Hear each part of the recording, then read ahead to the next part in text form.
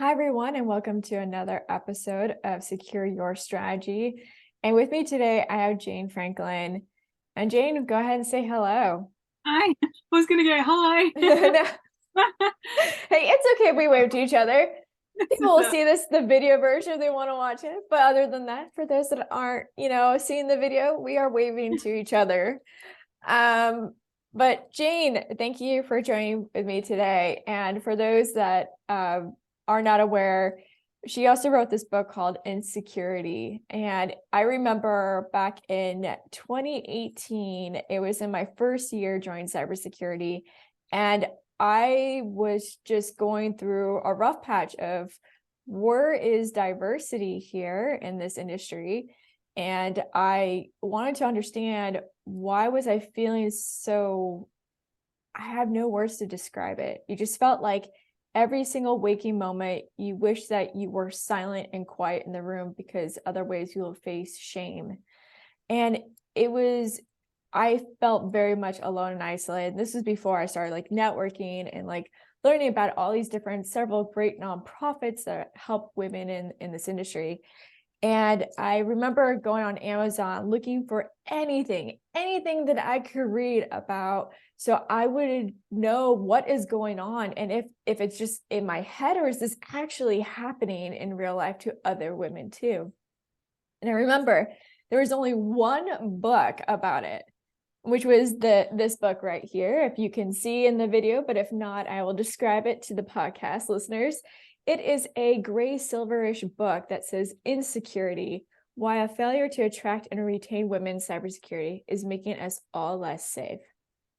And I remember coming across this and reading it, and for the first time, I didn't feel alone in the industry. This was the changing moment, was this book for me. And I remember that when I met with Jane, I was so thankful that she wrote this book. And I cannot imagine how difficult it must have been to write about this book, around the Me Too era. But I'm pretty sure you already were starting this before then.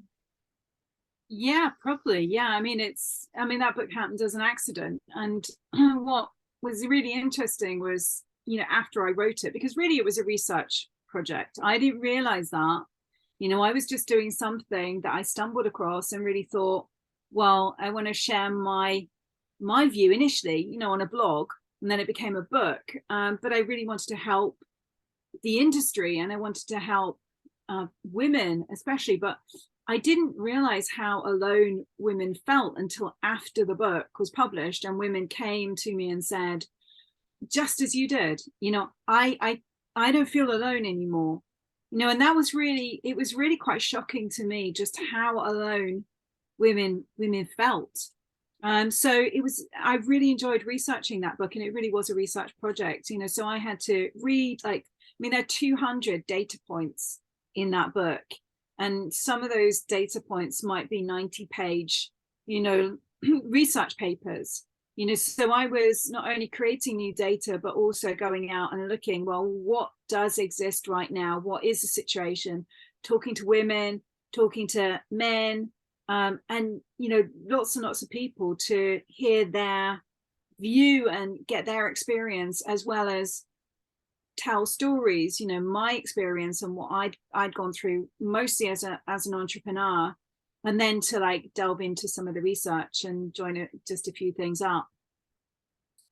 And since the release of the book and then the Me Too movement happened, I felt like this book was that perfect timing when it came out, because even though the Me Too movement was in 2017 and started, it was a good number of years where suddenly women groups were getting funded, where we're starting to see more women have higher positions of authority, and really being in the spotlight, actually at conferences too. We were starting to see women not the moderator for panels, but actually being the speaker, the keynote speaker.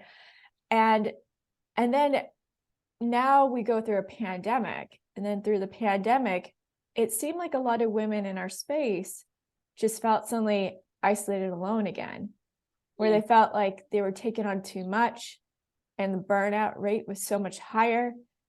And then them feeling trapped again.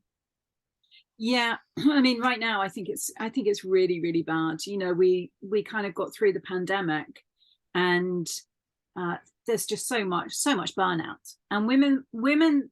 I mean, I can't call on any data in cyber to do with women and burnout because it's just not been done. But certainly talking to loads of women, and myself included, you know, it's so much more for women because they just invariably are asked to take on more +1 roles, you know, more jobs. So will you just do this? Will you just come on, you know, a podcast, a video, a masterclass? You know, I do it. Look, I'm on yours now. You know, you've asked yes to it. There are so many asks, and I was having a conversation with someone today about this, and it's great that we are being asked, and people are asking, including women who are asking, can you do this for me? But equally, we need to get better at saying no, because so much is just being put upon us, and it, you know, it's hard to know sometimes, like, well, what do I say yes to, what do I say no to? um and it's very, very easy to get caught out and end up not realizing just how close you are to burnout, or that you're actually, you know, you've become ill because of the situation. So, you know, I know for me last year, I didn't realize, you know, how close I came until I was actually giving a masterclass on it. And I was quite embarrassed because it's just like, oh my God, I'm recognizing some symptoms here. But that was good because it meant that I could actually, you know, pull back a bit and say no more, and actually be far more aware of it, you know, so I could protect, you know, my health and other things that I was doing, you know, outside of this industry. Yeah, that also that undertone of society pushing, you know, young girls and even women to be people pleasers too, right? It's always like you don't want to say no for many reasons. One of them is because of people pleasing. It's been, you know, really ingrained in us to people please. And then also because the caretaker kind of, you know, society pushes well on the norms. But then you also have this thing where if I say no to something, I'm going to be on someone's cutting board. If I say Yeah, no to someone, they're going to call me the B word. If I put down boundaries to protect my safety and also, you know, making sure that I'm being paid for the work I'm supposed to do, I'm going to get laid off. that's, I mean, that's one way to look at it, and I think most people, you know, we're talking about women here, do, you know, so it's really playing into that scarcity mindset. It's just like, if I don't, then, you know, it's gonna pass me by, or I'm going to be laid off, or whatever. But it really, I think we need to shift that thinking and work on the basis that nothing passes you by. What's meant for you will not pass you by, you know, so hold firm, you know, don't take on too much. This whole kind of quiet quitting business, yeah, I think it's a good thing. Push back if you don't feel that you can do it, because it's going to affect your health or your relationships outside of work, because we don't live to work, it's part of our full lives that we're having. Then you need to do that. So work on that basis, you know, so it is a kind of shift in that mindset and not playing into the fear mongering and the scarcity. And you know, when we're thinking about that, you know, tech layoffs, just before this call, I actually did a quick look at how many tech layoffs have happened. We're on day 11 in January. 20,000 tech layoffs already. You know, so last year we had an awful lot of that. So it's interesting how this is all kind of playing out, because you've got a real situation there, and then you've got the mind kind of playing out. So I think it really is a case of holding firm, doing what you need to, believing in yourself, believing in abundance, that there is enough for you. You know, if they cut you, if they lay you off, something better is on its way for you. You know, our industry is actually buoyant. You know, although there are these layoffs, it's growing, it's developing, and it is actually pretty buoyant. So there is enough for you, and you're going to be okay. So almost like course correct, don't play into that way of thinking. Yeah. And what are some, I guess, red flags that people can see when they're interviewing, whether or not this is going to be a healthy workplace that, really does, make it a priority to constantly keep improving on DEI versus a company that, I would say like DEI washing, kind of like greenwashing, but DEI washing. What are some signs that people can know ahead of time when they're trying to decide whether or not to interview with a company, or even just whether or not to even accept a job offer? Yeah, I mean, that's a great question. I would look at places like Glassdoor.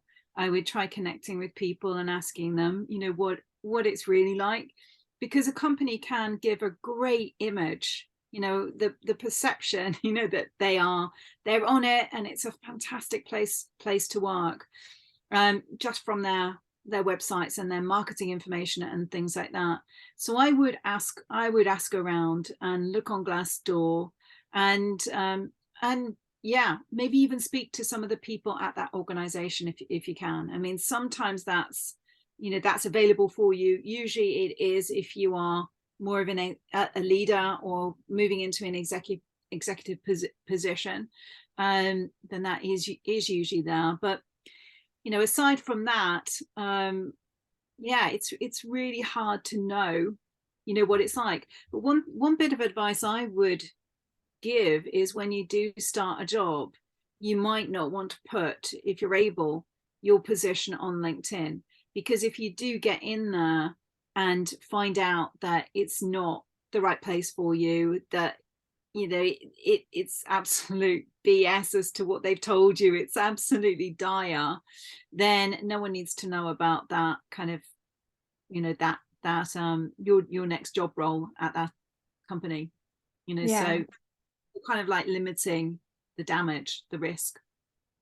Yeah, that makes a lot of sense, especially like I feel like the first 3 months, the 90 days, companies usually put you in that situation of testing you out. You should be testing them out too in those 90 days. You don't need to put it on your resume. You don't need to put it anywhere, if you can. And then, I feel like usually how bad the place will be by the 6-month mark. I feel like that's that turning moment where you are starting to be like, why am I feeling overwhelmed here? Why do I feel like I'm too much in my head suddenly when I'm working here? I feel like that's like that. Yeah, that golden arch. it's 3 to 6 months. Yeah, you've got a good idea, and vice versa as well. But I would definitely agree with you on that. I'm interested. Can you think of any other pointers, from your experience, that would be useful?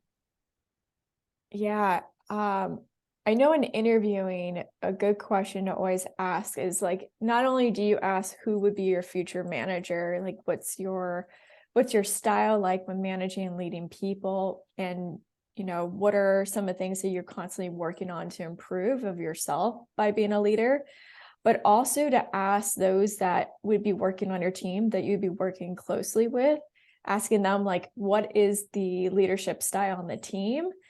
And try to get a feel of that and ask questions, diving a little bit more like, oh, do you have any examples of times where, you thought that you felt disempowered or empowered in your job? I think asking that is really important. And I know sometimes people are a little bit nervous to interview the interviewer back, but the reality is it is a two-way street. You're also making a decision that's going to be impacting your career, but also your personal life too. So Absolutely. you deserve to do that. I completely agree with that. I mean, it's just like, and I've done that before. It's just like, I'm checking you out just as much as you're checking me out. It's a two-way process. I'm making a decision, on whether I want to come and invest my time, with you. So I've asked about leadership styles. What does a good 90 days, look like? How are you evaluating me?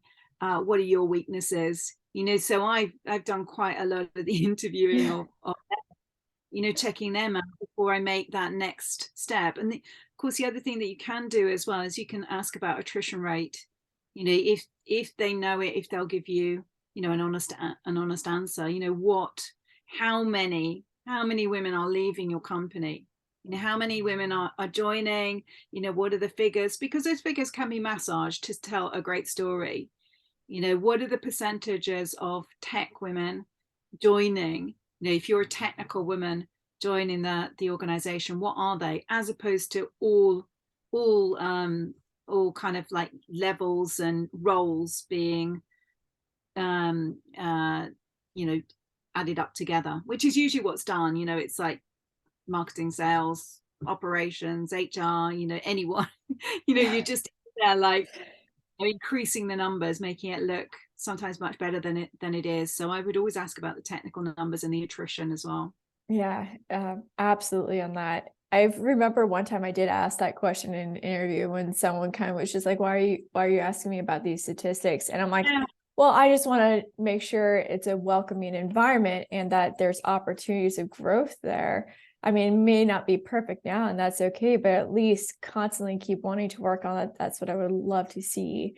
And I just remember like afterwards being like beating myself up about like, oh, I should have not asked that question. I'm not going to get this role now.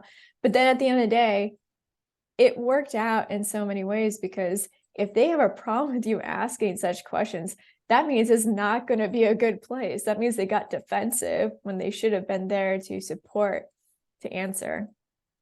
Yeah, absolutely. And that's another great point, because you can also ask, well, what support is there, for me when I join? What's the onboarding process like? Is there a women's group that I can be involved in, and so on. So yeah, great points, Chloe.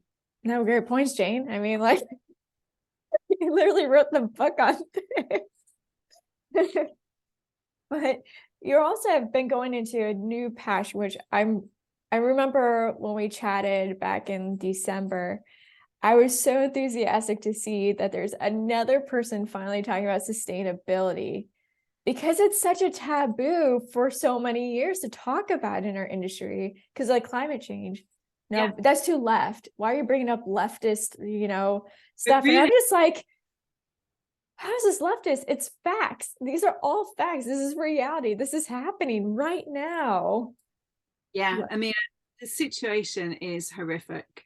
It's absolutely awful. I mean, I've done a few talks on this. I did an influencer piece with Intel recently, bringing up sustainability, and yeah, it's really not good, and we need to be taking far more action than we are. This is like the number one global risk right now, and quite rightly so when you look at what is happening. I mean, we've used a third of the world's resources in the past 30 years, depleted them. We've got something like 27 years left before, according to some researchers, before we run out of food, 25 years left before we run out of fish. 1.8 billion people are going to be without drinking water by 2025, and 50% of the world's population are going to be in stressed drinking areas. We are already overusing our planet's resources, because of our consumption, because of our waste output. And that's to the extent that we need 1.7 planets to sustain us, right now. So, with all of these things, the weather, it's that's the tip of the iceberg. We have to be doing something about it. And when you listen to the likes of Greta Thunberg, speak about it, it's heartbreaking. She's older now, but her journey started as a kid, and like, wow, what an amazing person she is, and how brave and courageous, the trolling that she's had to undergo, and the power that she has, particularly as a child, with all of that activism and bringing the world together to become more active about this, and to do more. It's really quite incredible. But we have to do better, and we can do better, but we need more of a focus on this. It should, and I know it is written into a lot of policies, but we need to be doing so much better on this, for the sake of our planet. Yeah, and it's one of those things where even talking to CEOs of companies and boards in cybersecurity, so like cybersecurity companies, I would say, Yeah. it doesn't even seem like it's on their radar. It's one of No, those things where it's incredibly controversial, and you just look at what's going on. You see the stats, even you just shared some stats, and it doesn't like go over their head. It's just they're just like, okay, what yeah, does that have to do with me and tomorrow my business? well, yeah, but this is it. It's like it's not real. It's like, what bit of this don't you get? Every single person has a part to play, particularly at a leadership level, inside of work and outside of it. How are you living? What's your contribution? It's literally, it has to be a number one importance. But I think the problem is, I mean, much like gender and the whole women inside is they are so focused on the job at hand, and they are under resourced and extremely pressurized, and they are just caught in the depths of it. Is just like, okay, what next? How do I sort this out? We've got, cyber attacks coming, data breaches, etc., etc., etc. It's almost beyond them. So Yes. it, but the thing is, it can be and must be interwoven into every single thing that they are doing. And the more aware of this, then the better we are going to be doing, because we are going to be using greener technologies. We are going to be using better approaches. We are going to be getting more of a diverse workforce in place, because they make better decisions and are less wasteful. And we're obviously like reducing attacks when that happens. So all of these things combined, shift left approaches, when we're building technologies and things like that, they all have to be considered, and must be. Do you think that the reasons that there's such pushback is because I feel like cybersecurity, the industry as a whole, it's much more reactive because we don't have time to do preventative. And basically, if we were to change the conversation instead of being reactive, what to do when you have the situation, and make it more about how do we plan for these situations, do you think it would be easier of a conversation? Because even today, like I think this statistic is 73% of companies that may not have an incident response plan. They would go ad hoc. So that's already letting you know Yeah. we're not even prepared for anything. When the pandemic hit, we weren't prepared for that at all as an industry. And still, we're going to see more of that with climate change. More pandemics will occur. So how do we get that conversation shifting from being so reactive and start changing it to become more preventative? Oh, I don't. I mean, it's such a good question. I'm not really sure, without help from governments, without awareness.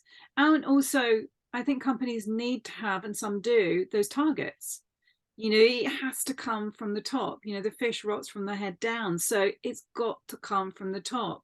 And the CEOs, the board, they've got to be making sure that the right questions are being asked, in terms of all of these things. We've just spoken about incident response plans, and to me that's pretty basic, and it's horrifying to think that the numbers are so high. But we've got to be doing it. It's got to come from the top, and we need support from the government. That's my view. The other thing came through my mind is, so there's like ESG reporting, sustainability Yeah. reporting.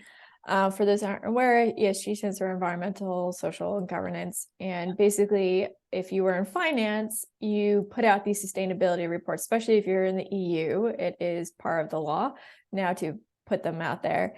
But also we're seeing this shift also happening in other industries, including tech. So you'll see, like, for example, Meta will put out a sustainability report. You'll see like Dropbox put out a sustainability report, and in those reports, it gives you all the demographics about, when it comes to representation, to what are they doing about climate change and getting ready for that. Do you think that somehow we can try to build out the conversation for cybersecurity companies to start using ESG or sustainability reporting? Maybe that would be that pressure. Maybe, like you said, government, it could be a government federal like response to that. You have to put out these sustainability reports for people to have aware of what's going on. Yeah, I don't think they're going to do, unless there's a driver, I don't think they're going to Yeah. do any more than they have to. I mean, that's usually the case in business. You know, you'll get some great companies that will do that, but most of them won't, you know, because it eats up more resource, you know, for them to do that, because they've got to employ more people and they've got to change their ways, and they will probably have more of a short-term attitude to it, as opposed to a long-term responsible global contribution to the problem.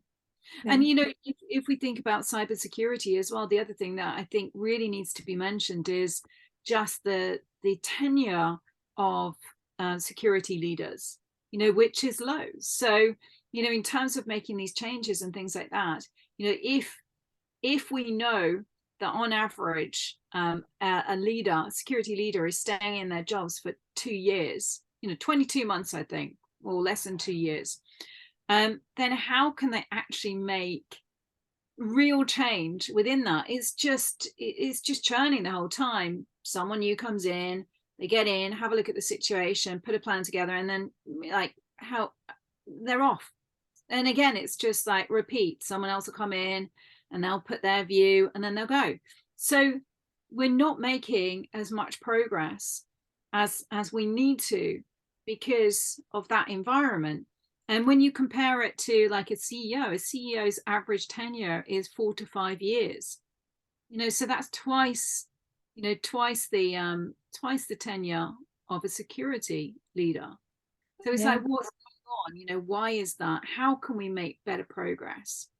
You know, not just in terms of our sustainability, but in terms of our data breaches and attacks. Do you think it's a lot of it's like around scapegoating?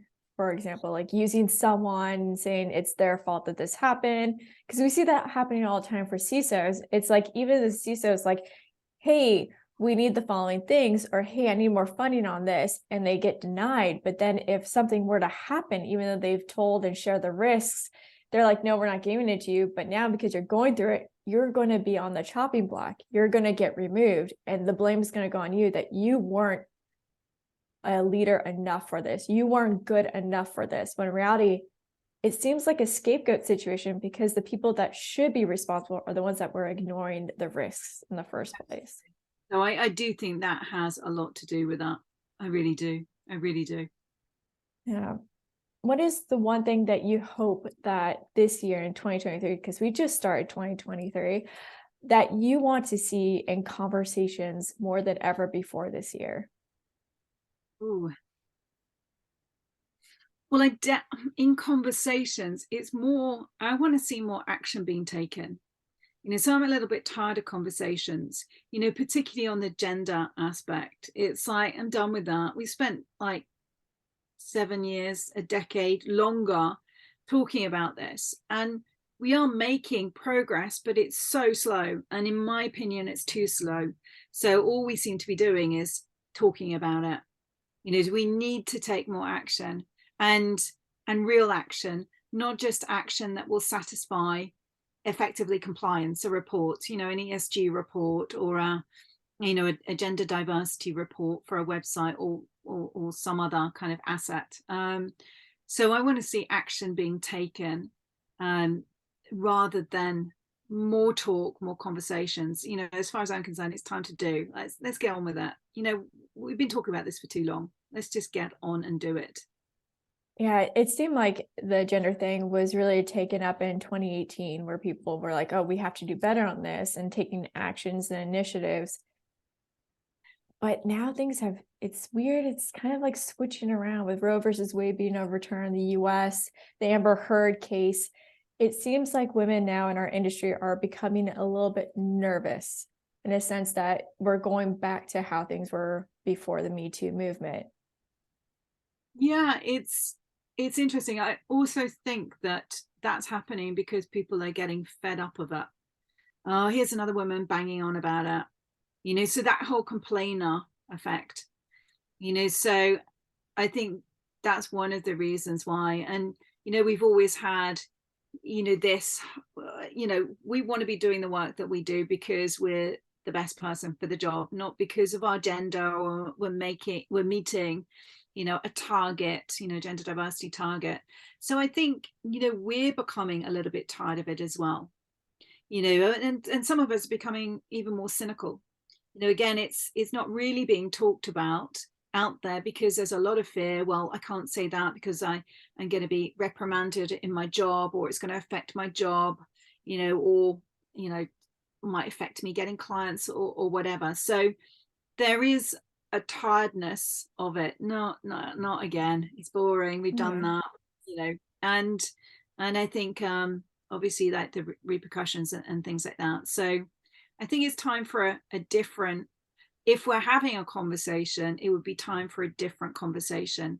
And the different conversation is probably about inclusion and being you in the workplace. That's what, my company says. It's about being you in the workplace and being more of your authentic self and being true to what you are and not tolerating and going out and do getting on with that, excelling, thriving.